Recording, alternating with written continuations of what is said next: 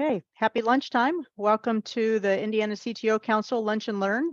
Today we're going to talk about the CTO2B program, Indiana's mentorship program, working on developing the next generation of IT leadership. Joining me today, I'm Adela Dickey. I was formerly the Director of Technology at Northwest Allen County Schools, retired about a year and a half ago. I'm still working with COSN with the CTO2B program and a couple other side projects, but excited to be here today to talk to you about this opportunity for those of you who have not already tried it in the past. Housekeeping, we do have the chat open. If there's questions that you'd like to put in there, feel free to introduce yourself too. If you don't know the other folks in here, and I would like to, this is being recorded, sorry. We are recording this and we'll have it available afterwards. But I'd like to introduce the 5 panelists I have here to talk about CTO2B and what they've been doing with it over the years. So I will let each of them introduce themselves. Chantel, go ahead. Hi, everyone. My name is Chantel Manahan. I'm the Director of Technology at MSD of Steuben County Schools in Angola, Indiana. I'm also a COSN board member, and I have been through the CTO2B program as both a CTO2B and now as a mentor. Hi, I'm Cassie Gobin. I'm the Director of Technology at Evansville Christian School. I've been in public and private education for the last 15 plus years.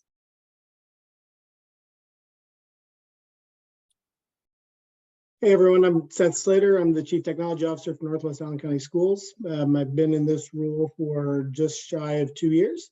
And I've been with Northwest Allen since 2008, previously serving as an English teacher and a curriculum coordinator. Hi, I'm Allison Schlotha. I am the Curriculum Integration Specialist for the School City of Mishawaka, currently in the CTO2B program, previously a high school English teacher and technology coach, and now here I am. I'm Jamie Ramos, Director of Technology at Carroll Consolidated Schools. This is my 3rd different school district I've worked in, and actually been working for 23 years now at K-12. But been a CTO, Director of Technology, for the last 10 years. Okay, thank you. Also would like to quickly thank our sponsors. The CTO chapter has 4 platinum sponsors this year: 5-star, Matrix Integration, Modern Classrooms Project, and People Driven Technology. The different events and things that the council offers throughout the year. Your membership dues, those who are members, fund a little bit of that, but it primarily this group and HEC and ICE and all of those live by the sponsors. So we appreciate their support of this organization to make these kind of things possible for us. Okay, the CTO2B program, just briefly what that program is. Many years ago, I think we're on our 9th cohort now. Pete Just, formerly of Wayne Township, got this started. We kind of looked around. Several of us got into the CTO position kind of by default. The position didn't exist before in the classroom or in the tech department. Just kind of there was a realization by the district that a leader was needed. So we kind of just stumbled into the job and grew with it. And as we started to look around about 10 years ago, we realized that a lot of us were getting ready to age out. And we thought, okay, who's the next generation that's going to come in and take over these districts? And it's I think it's a different job now than it was earlier, and probably a harder job. I had the opportunity just to grow into the position because we were all figuring it out as we went along. And those who are coming into the position now don't have 30 years to figure it out. You need to be able to hit the ground running a little bit more. So this mentorship program, the CTO2B, we focus a lot around the framework of essential skills that COSN has developed. 10 skills that technology leaders need in K-12 schools. Those are focused around leadership and vision, understanding educational environment, managing technology and support services, and then just core values and skills, ethical behavior and policies and such that are part of that framework. So as with the CTO2B program, we talk about those skills and hit each of those. A key piece is the partnership then. Those who are interested in moving into a CTO type role, we partner them with someone who's been doing it, an experienced person, so that they can kind of pair up and have some one-on-one conversations and discuss the position and what all is involved. And then also a part of the application process, we're looking for CTO2Bs who would like to sit for the CTL exam, the Certified Education Technology Leader. Sit for that exam and take that sometime in the next couple of years. So there's also a preparation for that exam as part of this program. That exam is based on the framework of essential skills. So those tie together nicely. So here in the group, we have three who are in the CTO2B and two mentors.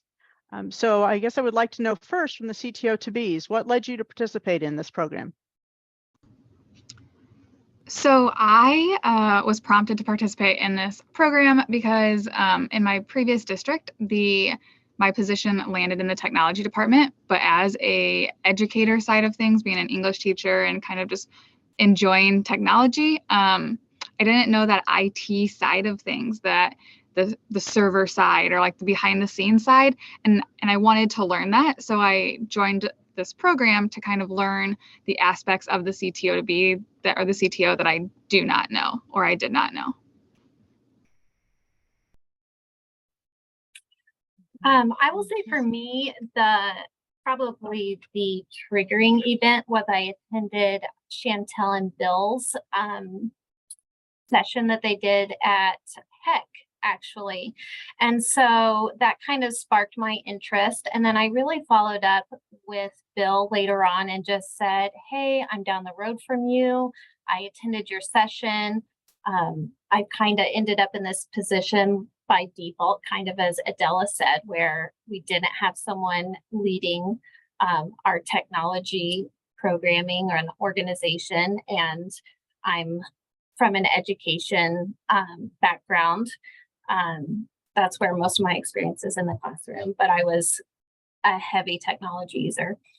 So Bill and I met up and we just kind of talked through some things. And that was like probably the triggering event that prompted me to participate. Session also, and that did prompt me to join the group too. Years ago, I wanted to take the CETL exam, but I just didn't feel comfortable and confident. I was doing studying by myself and just wasn't sure. And then once I saw this this clinic and then this session and then this group, this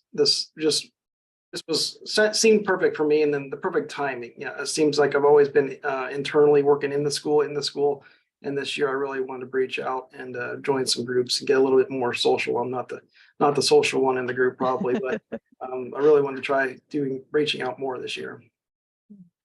Jamie, your background is more technical than teaching, correct? Yes, that's right. I was a building tech 23 years ago. Same thing in college. I was working in the college as a tech and the computer labs back then, and working the help desk, and then came up through, switched my degree to organizational leadership and supervision when I became kind of the assistant tech director years ago, 17 years ago. But I knew I was going to head more toward leadership and management more than just tech. So, but I was being mentored by an educational director at that time that was on the education side. So luckily I had someone I could learn the education piece from a little bit. Okay, I kind of glossed over that framework of essential skills because we could spend the entire hour just talking about those 10 areas. But a lot of the point of those is that for this K-12 tech leadership, it's not enough to just be a tech. You also need to know the educational side, and it's not enough to just have the educational background. You also need some of the tech, a good chunk of the tech knowledge also, and then throw leadership in there. I had multiple times when I was coming through, it's like, I was trained to be a teacher. I can teach kids, but leading these adults is a whole nother critter. So I like that we cover all the different backgrounds and get folks from where they are. So from the mentor side, Seth and Chantel, what led you to participate? Well, just like Seth, I participated first as a CTO2B. I work in a small rural district. It was the middle of the year. Our technology director left, and it was kind of, they had posted the job and no one really applied, and they kind of were like, nose goes, Chantel, you have an administrative degree. You're good at technology. We've seen you do a lot of leadership things. Do you want to try this job? And I was like, oh, okay, well, I will, because I'm here to help teachers and students.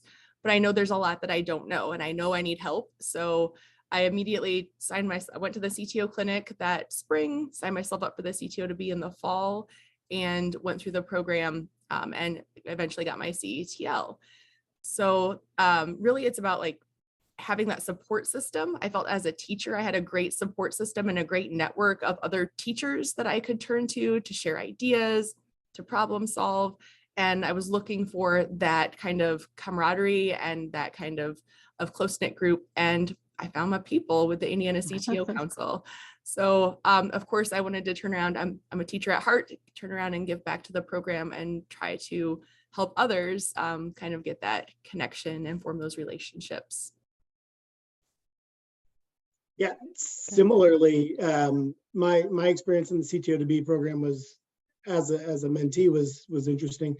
I am probably the least experienced CTO mentor in the history of this program, but at the same rate, you know, what I took out of sort of the mentorship with Andrew Swickheimer when I was going through the program, just those conversations, and not just the conversations, but also the conversations with each of the people in the CTO2B program, each of those, each of the mentees, right, that were in our cohort. It was a great, let's say, growth experience. Coming out of the classroom, again, have familiarity with the coordination side, have familiarity with the administrative side, but really knew nothing about IT because that wasn't our role in the coaching world. And so, again, being able to really ask those questions with people who have the IT backgrounds has been super beneficial. And then even as a mentor, being able to have those same conversations with, you know, Allie as my mentee, kind of, you know, what's her experience, what does she know, or what doesn't she know? And really, I think as everybody has said here, there's a ton of growth that happens through this program, just in terms of your understanding of what it means to lead in a modern day tech environment, in a K-12 educational realm. Okay, you touched on the mentorship part of the program, which is really probably the key part of the program. Just having that pairing with an experienced CTO. CTO2Bs, what value have you found in that, connecting with an old dog, someone who's been doing it for a while? Well, I can't say anything bad because mine's here. That's a good idea. No.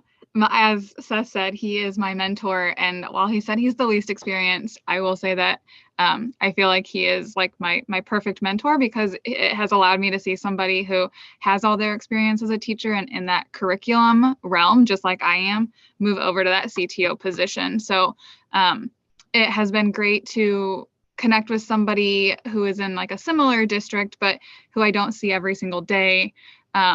Somebody who knows the curriculum side as well. And one of my most beneficial parts has been like that we're both CTCs. We both are corporation test coordinator, which sometimes does fall in that CTO role.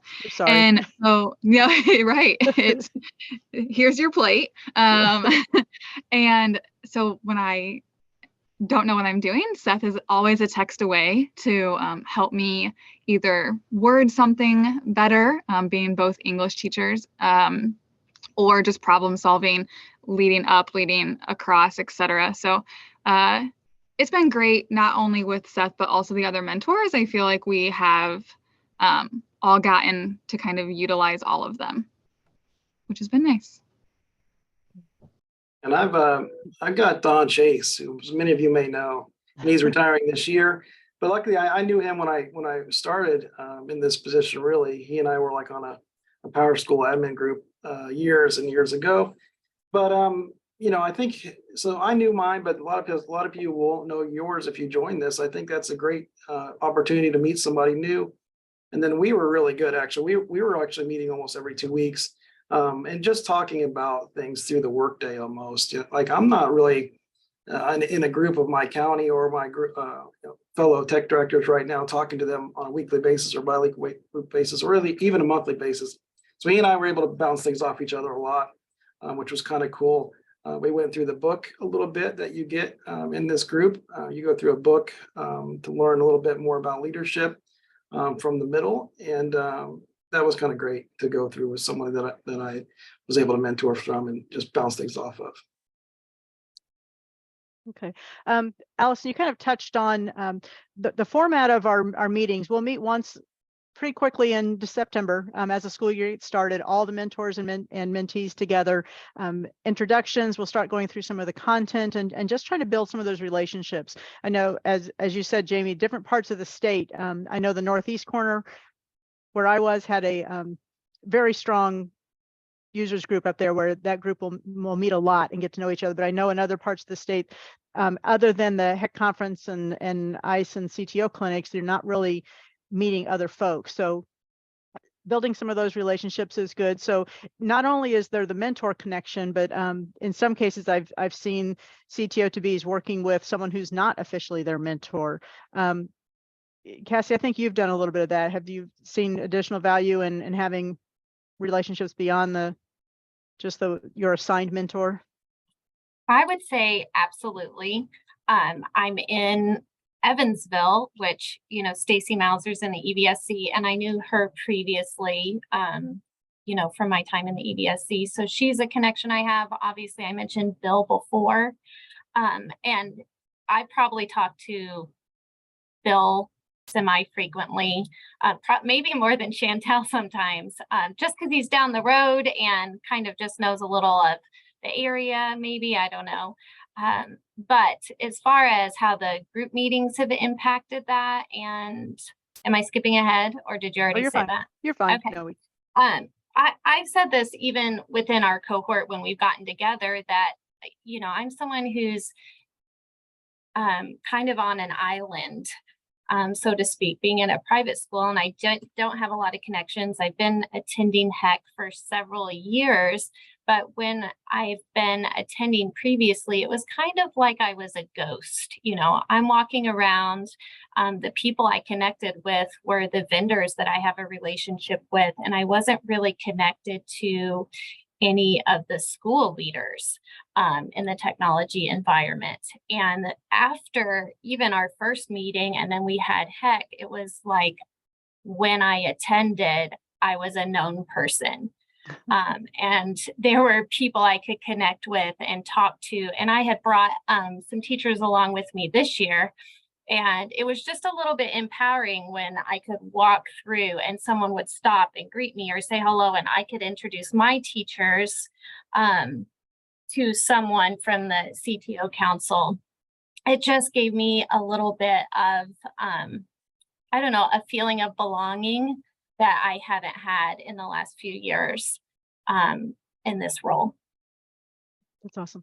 One of the things I hope that results from this lunch and learn today is that there are more people out there that are interested in being a CTO2B and joining as a person to learn with this group next year when we open up. But we also always need the mentors. So the folks who are experienced and are willing to invest some time in the next generation. So Chantel and Seth, what value have you found for you other than just doing it because you're on a board and felt like, felt like you got drafted, who you found value for yourself in it? Yeah, well, I actually mentored before I was a board member because, like I said, I'm a teacher at heart. And so this is an opportunity in a small way to kind of go back to that role of, kind of helping guide someone else along a learning path, right? That's the job of the mentor. And also to champion those people, like to make sure that these three CTO2Bs were just fortunate enough to attend the COSA National Conference. So, I probably introduced them to 100 people, and they're probably not going to remember any of those 100 people, but probably at least half of those 100 people are going to remember you. And that's, again, the connection, like outside of even our state, which has such a rich community of technology leaders, but exposing you to there's this whole world, this whole country of other technology leaders. And, it's kind of reaffirming to know Like, I've been doing this for a little while. Seth, she called us the old dogs. I just want to remind you of that. So Very, very quietly. And I'm retired, so I'm the oldest of the group. But yeah, so, you know, as much as I'm a little more experienced and Cassie is my CTO2B and she's a little less experienced, we both have the same struggles. And, you know, she's at a private school, I'm at a public school. It's kind of nice to know that everyone's working on the same things. We're working together as a team. We can share ideas and we're stronger together. Okay. Yeah, Seth, anything to add? Yeah. well, not a ton. Allie sort of mentioned some of the values a little bit, but from a mentor perspective, you know, it's really interesting to have the same conversations. Chantel just said this, have the same conversations with people from around the state, mentors and mentees alike. And regardless of the size of our district, a lot of the challenges we face are exactly, and it doesn't make a difference, you know, which region you're in, or what demographic you serve. We battle the same issues. But even through that, you know, again, Allie and I kind of knew each other a little bit as coaches, but through the mentorship and really just through some of the conversations, it's been a good experience for me in that I've been able to talk IT and talk about things that I might have slightly more experience on, but I may not have full clarity on, I guess is what I'll say. And so as you think about from a teaching standpoint, the best way to learn about doing something is to have great conversations with other people and to teach someone else how to do it, or to teach a book. You know, if I don't know a lot about this book, I'm going to read it, I'm going to teach it, and then I'm going to learn all of the details of the text, and I'm going to be more capable of doing it the next time around. You know, and so even in this mentor role, I think it's been good practice to have the conversations, again, with the CTO2Bs, but also with others, with people in Austin, with vendors, whatever it might be. It's really just been a great opportunity to connect, and again, connect across the state, not just with people who might happen to be in my region. One of the things that I didn't specify, I guess, is as we're developing our cohort each year, Pete and I take a look at all of the applications for the CTO2Bs and the applications from the mentors, and we do our best to make a thoughtful pairing of who those pairs are going to be for the year. And we're looking at what are your part of the application processes, you know, what do you feel like your strengths and weaknesses are? And sometimes it's best to, you know, pair someone who's strong in one area with someone who's weak in the other, so you can kind of complement each other. Other times it's nice, like with Seth and Allison, with similar backgrounds, and can talk about some struggles of, you know, great, I'm really solid here, but, you know, how are we going to build up our skills on the technical side? Perhaps the data side or whatever. So there is some care that goes into those matches, and we'll also try to avoid. Kind of depends on who we get and where they're all geographically located, but sometimes being somewhat close to each other can be nice if you want to be able to do a physical visit. Cassie and Chantel, I think you are not terribly close together, but other times having someone that's out of your immediate area, like I said, that northeast corner, that group meets a lot, so a lot of those folks know each other. So sometimes getting you paired with someone that you haven't already been working with is nice also to get some different perspectives and realize that, yeah, a lot of these challenges that we have are the same no matter where you are in the state, public, private, small, large. A lot of the challenges are the same. They just look slightly different in the different environments. All right. The other big piece that this group the program works on is helping prepare for the CETL exam, which again is going through those framework of essential skills, but making sure that each of the CTO2Bs feels grounded in each of them, is familiar with any of the language that's in there. I mentioned that a lot of our jobs are the same regardless of what size district and where we're located, but when you're looking at a national exam, sometimes those things look a little different when you're talking nationwide. Something that we just always do here in Indiana maybe is not that common elsewhere. So the exam prep is good to kind of get all the ins and outs, and maybe sometimes there's some language that is not usual for us in Indiana, that needs to be studied a little bit more so that folks can be ready for the exam. Over the nine cohorts, the way the groups have studied, and Pete and I have kind of left that to the CTO2Bs to kind of work out how they want to handle that. Some use materials that we provided, some study on their own, some form study groups. This year's group has actually kind of gone above and beyond any that we've seen before with the studying that they've done. So CTO2Bs, Allison, I think you've had a hand in organizing a lot of that. Why don't you share what you guys have been doing this year to help each other prepare? Yeah, we definitely have been extra, and by all means, it is extra. But I think it's because we have Cassie, who is also a teacher. We have Darlene Kennedy from the Educational Service Centers, who is a huge planner. So between the three of us and everybody, we kind of divvied up we meet every 2 weeks and we alternate in person and virtual. I will say, as we've continued through the year, we've had more virtual once winter hit specifically, but each CTO2B and their mentor took one of those 10 essential skills and facilitated, whether it be a 2-hour-ish session on studying for it. They presented the information, and we all did tend to use the provided Canvas course that the council gives you, that the CTOs give you to organize. So everybody did it differently. There were some that had activities, some we took the quizzes, some just shared the information, and that was great as well. I will say that it was definitely beneficial to take those Canvas quizzes, and I think we realized that as we continued. So we just have this really great group that goes with the flow, provides feedback, and is like, listen, this is what works, this is what doesn't work. We have one more coming up. I think it's next week. It might be the week after. I think it's next week. We're going to get together next week. We're going to get together all day in Indy and just do like an all-day study session, and kind of hopefully wrap up so we can all get going on this exam. But it's been really beneficial because usually the mentors come as well and can share their wisdom. So Seth was able to share some test taking tips, or some of the stuff that may have changed from when he took it and what we can expect to experience now. Yeah, it's been a lot of fun. It has been very beneficial. Allison mentioned that there are some study materials. Those are actually produced through COSN, and it's a study material kit that anyone can go out there and purchase access to. It's a little bit pricey, but there's a ton of material in there. So for each of the 10 areas, they're just resource after resource. And so part of this program, the CTO2Bs are given access to those materials to help, not necessarily something that has to be gone through line by line, but it's great for, of the 10 areas, I know that I'm weak in data management, so I'm going to really study that module and get a little further.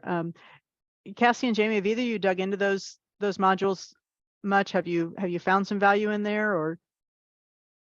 Yeah, I found a lot of the resources that are attached to those modules super helpful. In fact, I've shared a lot with our superintendent as I kind of got this position by default. There are a lot of resources in there that kind of lay out for other leadership what your role should look like. And there are also some evaluation tools.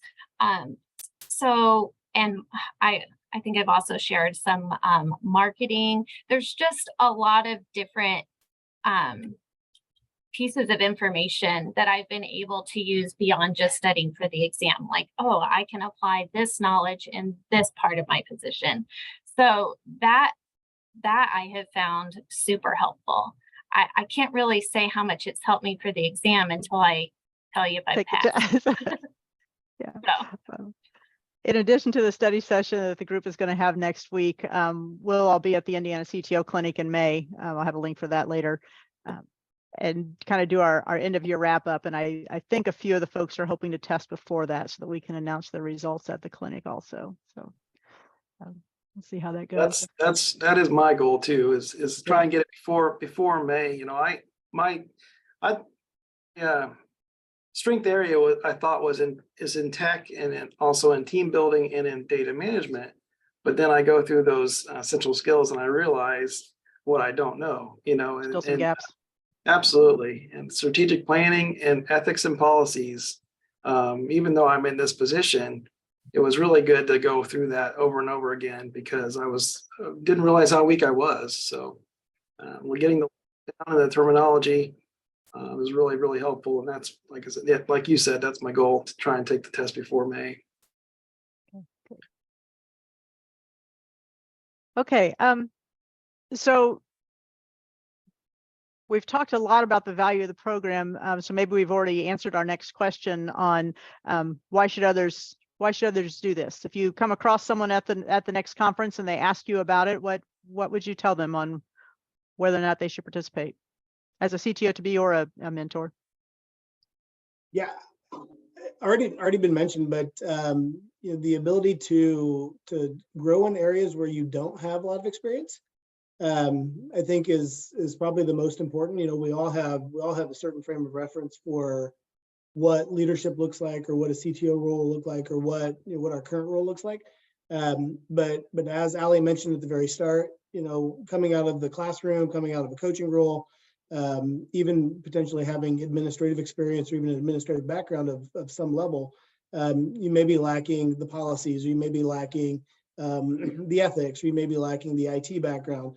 And that framework of essential skills, I think, is super important in being able to, again, be a well-rounded leader. And also, even if nothing else, just being able to have conversations with the people who you work with on a daily basis on your staff, without sounding silly. You know, I kind of have an idea now what some of these things are, what some of the acronyms are for the IT world. So I think there's value in that. But Adele mentioned pairing people with people who might have a similar frame of reference. I know when I was going through the program, it was as a mentee, it was interesting because I was paired with Andrew Swickheimer. And for those of you guys who don't know Andrew, he was a former assistant principal, and then kind of moved over to a CTO role. And at the same time, I happened to be going through in an educational leadership program, happened to literally have just tested and received my principal's license during the mentorship a couple of months before the CETL test. And it was a really good conversation, really good opportunity to have those conversations with Andrew about, you know, what strengths from your principalship have been valuable in your CTO role, you know, what sort of experiences has helped you choose, you know, which role is the one you want to spend the rest of your career in. And really just being able to have those conversations, I think, because we were well paired, has been really valuable just for, again, the growth. Likewise, as a mentor, I happen to have my assistant director as a mentee in the program, going through the CTO2B program. And again, there have been some really good conversations there. Again, vice versa. You know, it's not just a one-way leading down, but there have been great conversations leading up. And I think that he's been empowered through the program to be able to take some of those, I'm going to say, challenges, take on some new challenges, have some conversations, ask some questions, again, confront some things.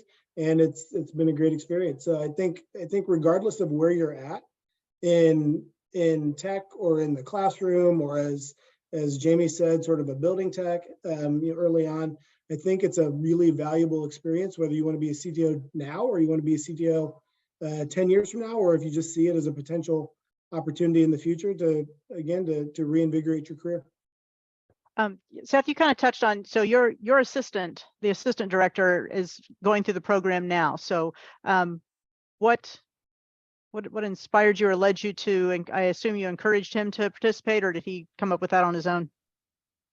Well, I think that the CETL is the big one, right? And so, and again, being able to go through some connections with tech.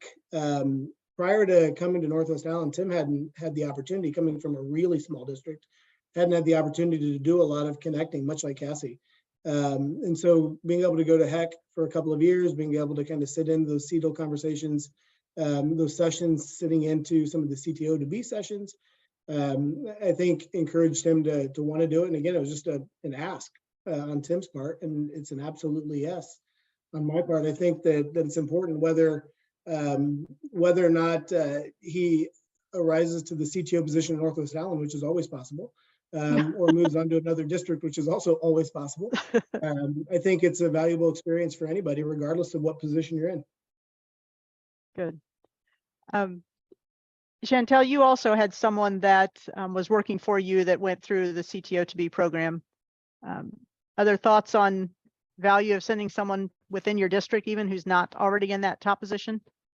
Absolutely. If I'm doing my job as a leader, then I'm growing the people on my team. And as Seth said, that may mean that they leave me. I've actually had 3 of my employees go through the CTO2B program, and 2 of them moved on to other districts and other opportunities. But one of them's still here. I plan to have another one of my team members. We've already talked about her going through the program next year.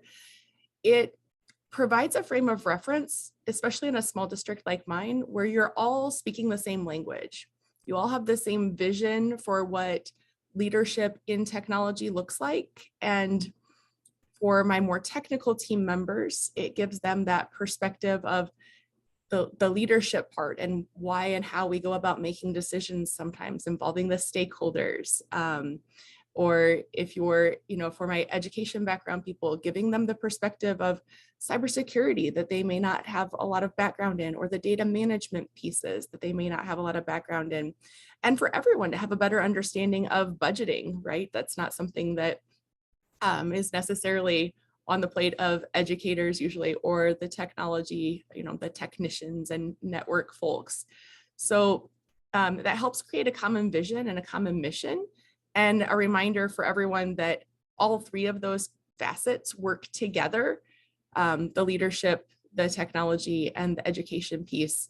And if we neglect any of those pieces, we're not serving our teachers and our students and our community. Jamie, I wanted to come to you also. You mentioned it a little bit before, so I don't know if you have anything more to add, but you are not a brand new CTO when you signed up for this position, this program. Right, that's right. I think, and I've communicated this to a few people that I've known in the last few years too. I think in some ways it's a way to affirm knowledge of what you're doing. For the most part, we're doing these things on a daily basis, and it's nice to have something that we can actually be certified in that actually shows, yes, I know what I'm doing. This is, we may all have our own different degrees in different areas, but it's really exciting to have a national certificate for this position in school districts across the country, really. So that was partially why I wanted to do it. Was, I think I've affirmed to myself I can do this when I got this position, but I want to be able to post it. I want to be able to say, yep, this is what you should do. Follow me, do this. And also, I think one guy I've talked to just recently, it sort of can light a spark in your career in a positive way. There's some guys that are in a little bit of a rut right now. Maybe post-COVID, it's kind of like, what am I going to do next? Some people are leaving education to go into the private sector a lot for either more funds or more exciting different things going on. I think it's a positive thing to stress that I know if you're in a rut or looking for something new to do that's exciting and can help yourself, that it's a good thing to do. I recommend it. So really going for the CETL, that was a lot of the purpose behind when I got the certification initially. I'd already been doing the job for, I don't know, maybe 20 years. We had a change in leadership at the top, and it started to make me question a little bit, since I had grown into the program and had just been, kind of the one that said, yeah, I'll do that. Okay, I've been doing it for a long time. Do I know what I'm doing, or am I just here because I was the first one to step up and they don't have the documentation to get rid of me? So it was nice to be able to kind of prove to myself, or to be able to show someone else that, yeah, look at this, I can I can get this certification and show a little bit that I do belong here. So that was nice. That certification is great to have. So for the CTL then, since we've been doing the meetings and the study prep, how are the 3 of you feeling about being ready to sit for the test? You don't tell us when you're going to sit. That way, if you do it a second time, you can. I'm waiting for Tim to take it first and then tell everybody how it went. So he has been nominated as tribute. So Okay. No. He's not going to tell you what he saw. He can just tell you if he was ready. No, never. I will say that I I will feel more prepared after next Thursday, I think, because we have been really intentional with like, after we've gone through all 10 essentials, essential skills, which ones do we need to continue working on? So I think knowing that next Thursday, I'm going to get more on the ones that I don't feel as confident in. I think if you ask me a week from now, I will feel a lot more confident, but I also think I feel a lot more confident than I did in September or August when we started this. So I feel I'm ready, and I feel like I have both Chantel and Seth specifically behind me to hype me up beforehand. So they have been great confidence boosters. So Chantel, you have to see if we can get some CTO Council themed pom-poms or something that we can shake and rah-rah folks on. We've mentioned a couple of times, and I did not touch on the book. There's the CTO2B program from the beginning. We have provided each person, thank you, Chantel, the 360-degree leader book, and it talks about leadership. And like I said, even coming from the classroom, I didn't feel like I had been fully trained on leadership. I did a whole lot of figuring out as I went along, and had a lot of great examples in my district of folks to watch, but didn't feel like there had been a lot of training. So the book talks a lot about, we always think about leaders being, you know, I'm here as the leader and I have people under me, and it is my job to boss them around and lead us around. But it talks about the other directions of leadership, leading up, you know, how much of a support and a help are you to your superintendent or your boss or all the administrators that might be on your team, and leading across folks that are at your level or similar level within your district and between districts, how we can help each other and lead. So a lot of our discussions have been around that. And so I like the leadership training aspect, even though there's nothing specifically 360-degree leadership on the test.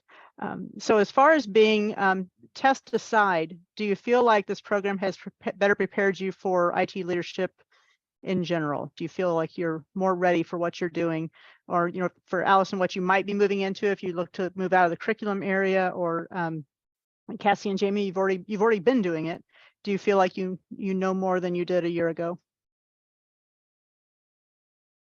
I can speak to that I think it's been a tremendous amount of education for me, because I really started out just trying to get classrooms operational in ways that they hadn't been with their technology. So that's where I started spending most of my time and how I fell into this role. And so it's kind of one of those situations where you don't know what you don't know until I've dove in to being part of this group. And I'm like, oh, that's something that we need to be addressing or taking care of, or we need to have a policy on that. And I know we don't. I know a couple weeks ago, I reached out to Chantel and Allie, even just about some situations we were having with students, and just asking for feedback on, okay, how are you handling this? And for me, it's given me a guideline, even at the COSIN conference, you know, a couple weeks ago, I walked out saying like, okay, this session has kind of given me a roadmap of where to go from here. And I don't know what I would be doing right now if I wasn't, you know, walking away with all of this additional learning. So for me, I'm definitely more prepared to do the role. Even if I sit for the exam and I don't pass it the first time, I still know that I'm walking away with newfound information to do my role better. Other thoughts? I definitely agree. I think that this is really good professional development for ourselves. And sometimes we don't put enough time and effort into that. We're constantly doing PD for the staff or the teachers or the, you know, worrying about what's going on out in the world with tech tickets and things. But this is really, really a good time to be doing and focusing on areas. Grow yourself. Yeah. Okay. that is one of the things I like about the framework of essential skills too, is even just reviewing that. It's so easy in the tech jobs to just get caught up with the fire of the day or what's going on and plowing through your to-do list, and to take a little bit of time to step back and see some of the bigger picture, what else you need to be doing. A humbling experience for me was always to a couple of times I thought I was going to be leaving the district. So to rewrite your job description and to look at it and go, oh, this belongs in the job description. I am not doing that well. So it's a great reflection tool too, to say, do I have all of these areas covered well? Am I doing what I need to be doing in this role? Okay, other thoughts on that question? Start to wrap up and hit some questions that we might have from any of the attendees. Just a few things then about the program in general that I haven't mentioned already. If you want to go ahead and hit that next slide. Okay. Requirements, there are a few expectations. We're looking for COSIN membership. If you're not already a member, you can still apply. That'll probably be one of the first questions we have is, let's talk to you about joining. The application includes, I already mentioned that it includes some of your strengths and weaknesses, so that we can help pair you and help know where to, maybe if we need to target some of the instruction to hit some of those weaknesses that you might have. We also ask for superintendent sign off. We want the superintendent, for one, to acknowledge that you're going to be out of the district a few times, and that there'll be some meetings with this other mentor. It's also a great excuse for a conversation about, this is something I want to pursue, and I want to either, increase the professional development for myself, or I want to be able to grow into this position of leadership, to kind of put on their radar that you're looking to grow and to move up. Commitment to participate in the meetings I mentioned. Mentors, we like to have about 5 years experience as a tech leader, so that you know a little bit more than the CTO2B. CETL is awesome also, and then CTO2Bs, we're looking for a year of experience. And then we do ask in there that within the next 2 years. So a lot of this year's group, a lot of them are saying they want to take the test before May. The ask on the application is just that you do it within 2 years. So if you want to panic and wait till later, we're not going to harass you about that. There's a link there for the application. If you just go to the Indiana CTO Council website, there's a link up at the top for CTO2B too. And then that application window for next year generally opens right after the CTO clinic. So that's generally in May, that'll open up, and our first meeting is usually almost always that first Friday right before Labor Day. So get started right away, get you paired up, get you equipped, get you a book and access, and get you on your way. And then I mentioned several times the CTO clinic that is coming up in May. Registration's open now, so if you there's a link there on the slide that will get to you, or the again, go to the Indiana CTO Council website, link for the clinic, get signed up for that. Hotel reservation information is on there also. Great facility up there in Carmel, very easy to get to, in and out, free parking. And then connect with us links. And then do we have any questions in the chat? There was a question. There was a question from Brian Pullen, and he said he's new to the director role and wanted to know if the mentor pairing takes into account the size of the school. We do ask the size of the district on that application, and we'll try to get you someone complimentary if we can. It kind of depends on mentors also, what we have available, but we also have a number of mentors who have been at different size districts. Don Chase has been one of our mentors for multiple years, and Southwest Allen is probably in the 8,000 student range, but he's also been at Clinton Prairie, I think, and some other fairly small schools. So yes, we'll take it. We'll take folks from any size district and get you paired as best we can. I also just want to put a shout out there that Brian. there are mentors watching or potential mentors watching this webinar. We're always looking for mentors, and the professional learning, I think Seth would echo this, the professional learning that we've gotten out of this year and out of the experience is equal to that of the CTO2Bs, because we learn from them, we learn from each other. It gives us a chance to get together more often than maybe we would with those people that are outside of our little corner of the state. So check that out if you're willing to give back 5 years of experience and or a CETL, you would be eligible.